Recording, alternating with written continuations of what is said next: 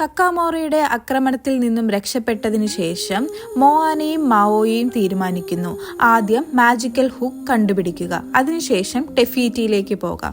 അവർ കടലിലൂടെ ഒരു വലിയ പർവ്വതത്തിലേക്ക് എത്തുന്നു. അതിനു മുകളിലേക്ക് കയറുമ്പോൾ പെട്ടെന്ന് ഭൂമി അവരുടെ ചുവടിൽ നിന്ന് ഇല്ലാതാകുന്നു. അവർ ഒരു വലിയ ഇരുണ്ട ഗുഹയിലേക്ക് വീഴുന്നു. ഇത് ലാലോത്തായ്. ഇവിടെയാണ് മാവോയുടെ മാജിക്കൽ ഹുക്ക് ഉള്ളത്.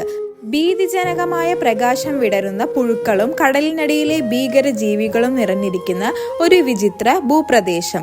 ഇവിടെ ജീവിച്ചിരിക്കുന്നവർ ഭയാനകരവും അത്യന്തം അപകടകരവുമാണ്. അവിടെ രാജാവായ തമറ്റോവ വസിക്കുന്നു.